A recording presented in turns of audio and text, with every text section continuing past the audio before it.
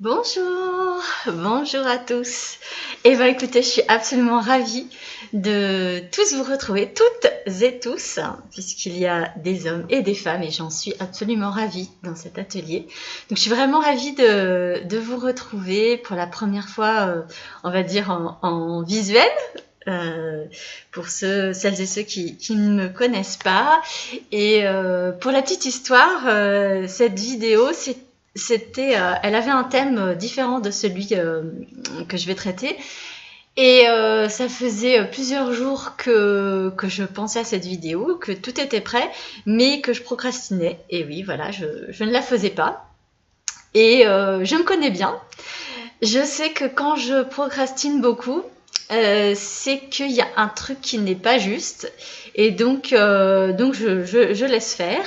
Et je ne me trompais pas puisque là, je viens de rentrer de courir. Enfin, de courir. Courir est un mot qui ne correspond pas à ce que j'ai fait.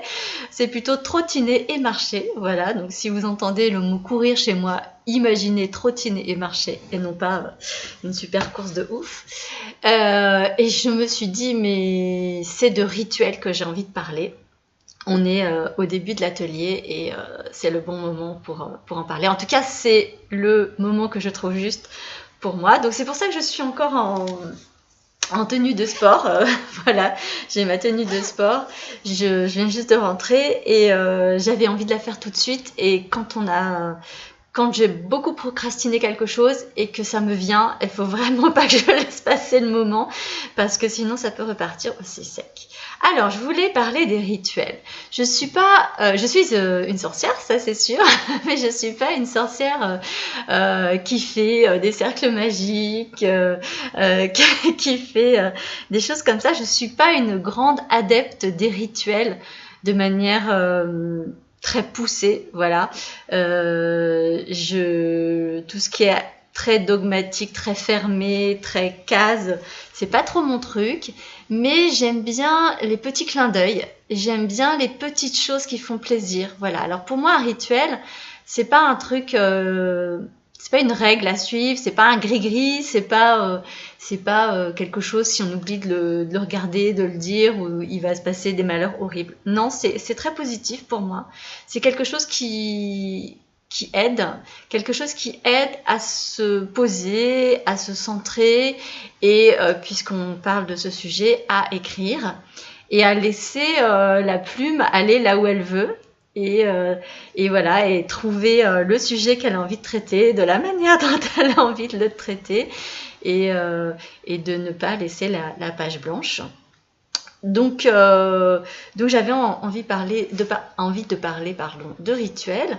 Et la meilleure façon, c'est que je vous présente les miens, hein, parce que il y a autant de rituels qu'il y a de personnes, et même nous, au fur et à mesure de la vie qui avance, il y en a des nouveaux qui arrivent, d'anciens qui partent.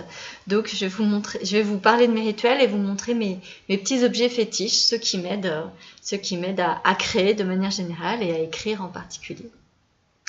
Alors mes rituels, on va dire, j'allais dire physique, mais on va dire concret, pour quand soit il y a deux situations, soit j'ai trop d'idées. Donc là, c'est vraiment quand j'ai trop d'idées, j'arrive pas à en prendre une et à y aller. Donc là, mon rituel quand j'ai trop d'idées ou que je suis énervée, ça marche. En fait, c'est quand il y a un trop plein, voilà, trop plein d'émotions, trop plein de pensées, trop plein de quelque chose. En fait, moi, j'ai besoin de faire sortir et d'ancrer, de poser. Donc, j'ai ce que j'appelle mes cahiers fourre-tout. Voilà, voilà à quoi ça ressemble. Je vais vous montrer à l'intérieur. C'est écrit dans tous les sens, de toutes les couleurs. Voilà, il y a des mots, il y a des nombres, il y a des dessins. C'est vraiment ça. Ils sont voilà, il y a des pages qui sont arrachées parce que après, une fois que c'est fini, soit j'arrache et je jette, ou je brûle, ou je me recycler parce que je pense à l'environnement. Et ces cahiers, ils me sont très très très utiles. J'en ai toujours un vers moi. Donc j'en ai une bonne dizaine parce que j'en ai vers mon lit, j'en ai un à côté du canapé, donc à côté de mon bureau j'en ai plusieurs, à mon autre bureau j'en ai aussi. Et dès que je sens que j'ai besoin de faire sortir quelque chose, en positif ou en négatif, voilà, j'utilise ça. Et à quoi ça me sert? Ça me sert à faire le tri, à, j'allais dire nettoyer, mais c'est un peu ça. C'est comme quand la maison est sans dessus-dessous et on dit allez on y va, ça sera peut-être pas parfait à la fin, mais au moins ça sera plus clair, on y verra plus clair. Et c'est vrai qu'en général j'y vois plus clair. Donc je prends en général un feutre, j'en ai de toutes les couleurs, j'aime bien utiliser les couleurs et j'y vais. Deuxième rituel, quand j'ai besoin de faire le tri de manière générale, je sors. Je vais me promener ou courir ou enfin je change d'air. Parce que je sais que quand je reste à l'intérieur, c'est exactement comme ma tête. Quand je reste à l'intérieur, tout reste dans ma tête ou dans mon corps. Et c'est pas bon. Donc c'est pour ça que le matin, je dépose les enfants à l'école et j'essaie d'aller faire un tour directement après. Parce que voilà, ça me permet ensuite d'aborder ma journée de manière plus calme. Voilà. Donc ça, c'est mes rituels de calme. Ensuite, j'ai mes rituels de créativité quand j'ai pas d'idée ou quand je sais pas ou quand il y a un truc qui veut pas sortir, enfin voilà, que j'ai besoin de faire autre chose parce que c'est bloqué. Donc on va dire mes rituels de déblocage. Alors, je sais que certaines personnes utilisent aussi l'écriture pour se débloquer. C'est pas mon cas parce qu'en fait, j'écris tellement que ça me débloque. Enfin, en général, ça m'aide pas. Mais je le recommande quand même pour celles et ceux qui veulent tester. Quand on est bloqué sur une idée, de faire une espèce d'écriture telle qu'elle vient, on peut l'appeler, il y en a qui disent automatique, d'autres qui disent intuitif, vous dites ce que vous voulez, peu importe le mot que vous utilisez, ce qui fait sens pour vous. Alors moi par contre, c'est pas ça, je préfère lire ou regarder un film ou une série ou aller dans un musée. En fait, pour me débloquer, pour me reconnecter à la créativité, j'aime me plonger dans l'art de quelqu'un d'autre. D'aller dans les créations de quelqu'un d'autre, parce qu'en fait, comme par hasard, et en général le sujet n'a rien à voir, mais ça va me donner le mot, l'idée, me montrer une image qui va me faire tilter et me faire connecter avec mon truc à moi, et ça marche très très bien, et en plus double effet qui se coule, je passe un bon moment, donc le plaisir, c'est toujours une bonne idée pour se reconnecter à sa créativité. Voilà pour mes différents rituels créatifs. Et ensuite, je voulais vous montrer mes petits objets. Qui me font du bien et qui illuminent ma vie. Et quand je dis illumine, c'est pas pour rien parce que c'est beaucoup lié au feu. Donc moi, je suis quelqu'un qui... Ah oui, parce que j'ai oublié de dire que j'ai un rituel très très important en termes de créativité, c'est de prendre une douche ou un bain. Donc d'aller dans la mer, hein, si je suis à côté de la mer, là c'est encore mieux. En tout cas, ou d'aller sur les bords du Rhône. J'habite à Lyon, donc on a le Rhône et la Saône, ou à un endroit où il y a le lac. J'habite à côté du parc de la Tête d'Or, où il y a un lac. Donc en fait, aller au bord de l'eau. Si tout va bien, en plus il y a des canards, donc là c'est le bonheur total. L'eau est pour moi un endroit de grand ressourcement et de grande créativité. J'ai toujours beaucoup d'idées quand je suis sous ma douche ou à côté de l'eau. Et comme souvent, la dualité, le contraire, on va dire, même si le contraire est pas, non, ça correspond pas, mais l'élément complémentaire de l'eau, c'est le feu. Et j'aime beaucoup aussi le feu. C'est pour ça que tous les vendredis, j'ai un rendez-vous qui s'appelle Je cancane au coin du feu, parce que voilà, c'est un peu mon rêve, ce serait d'avoir une cascade et une cheminée chez moi. J'ai pas de cheminée, mais j'ai plein de bougies et notamment j'ai ce porte-bougie orange que j'aime beaucoup. Donc voilà, donc qu'est-ce que je fais? J'ai mes petits lumignons, j'ai toujours des petites bougies comme ça. Oh là, elle se défait. Donc des chauffe-plats et je vais l'allumer avec vous. Voilà. Hop.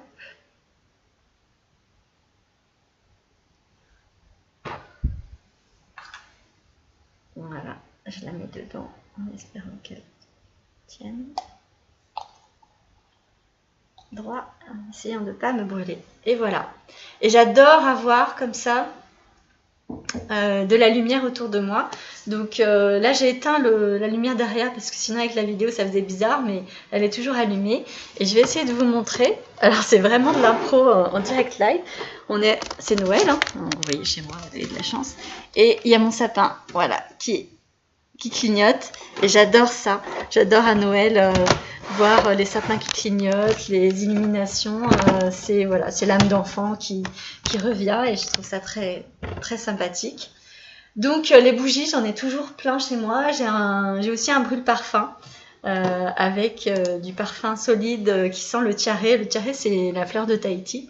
J'ai habité à Tahiti et voilà, c'est un peu ma Madeleine de Proust à moi, c'est l'odeur du tiare de Tahiti. Voilà.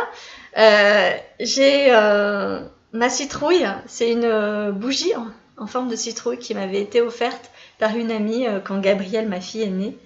Et puisqu'elle est née le 31 octobre à 23h, donc c'était une petite citrouille. Et j'aime beaucoup cette bougie, elle me correspond. Et quand je la vois, quand je la touche, je me reconnecte, on va dire, à l'artiste qui est en moi. Donc j'aime l'avoir près de moi.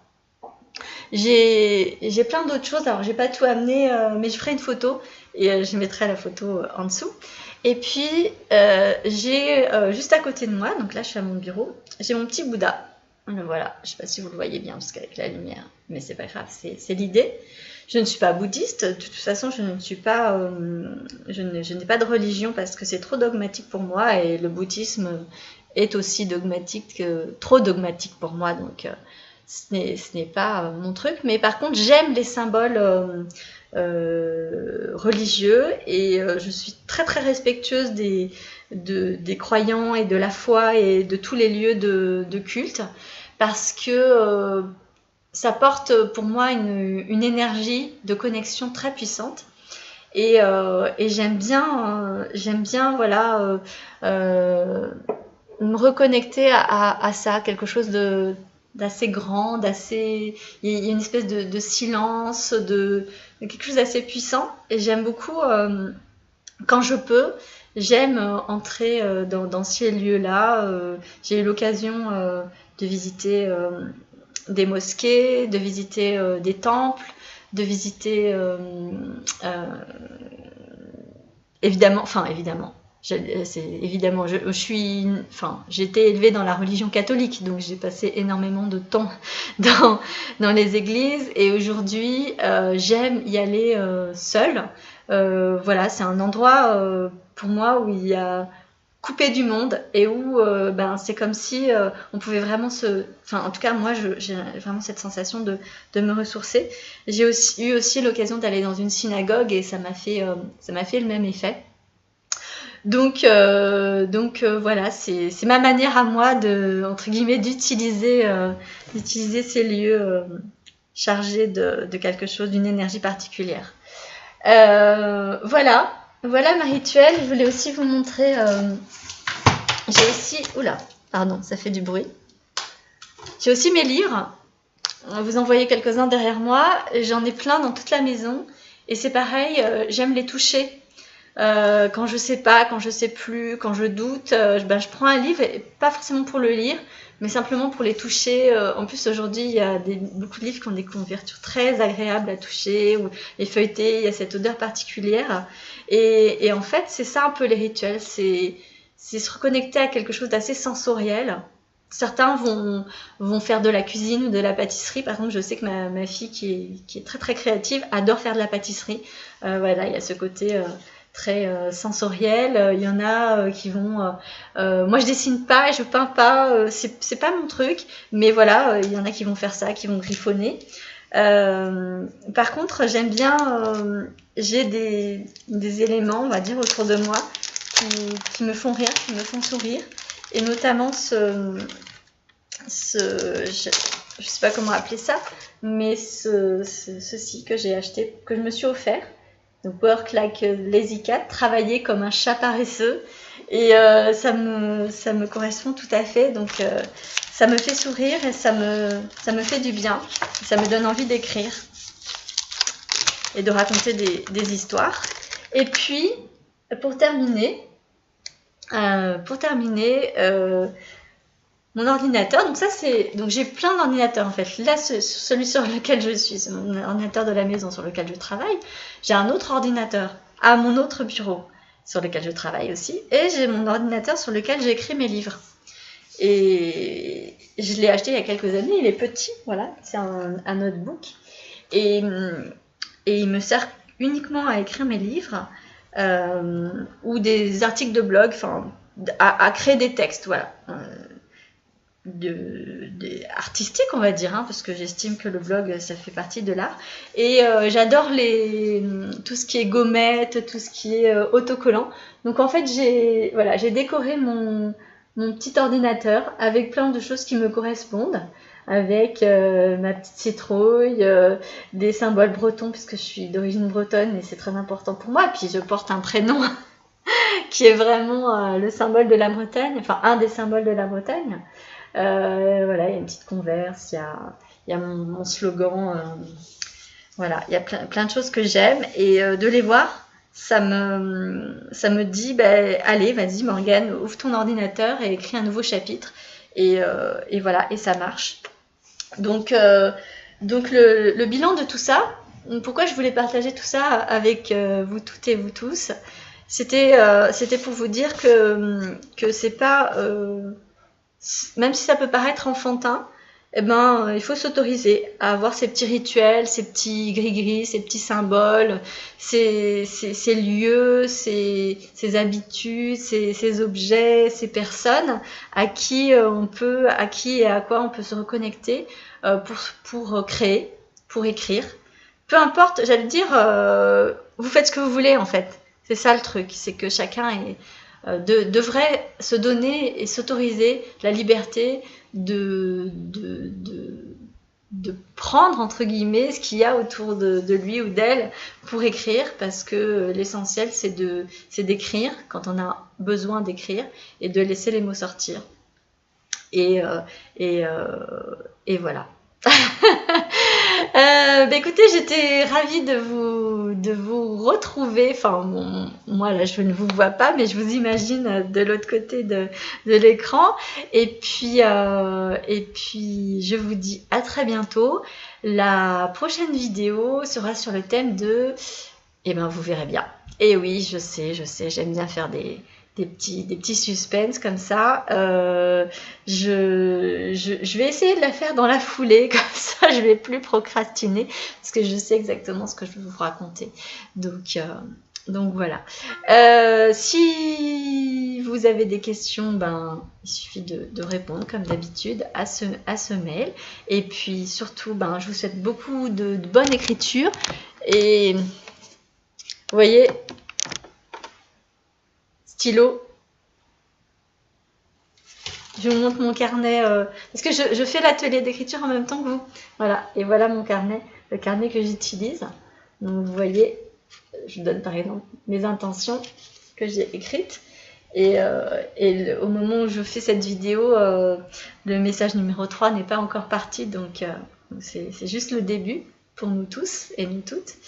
Et je vous donne rendez-vous dans quelques jours, ou enfin je sais plus quand est-ce qu'est programmé ce message, mais je vous donne rendez-vous dans quelques jours pour la suite, et je vous embrasse. Ciao!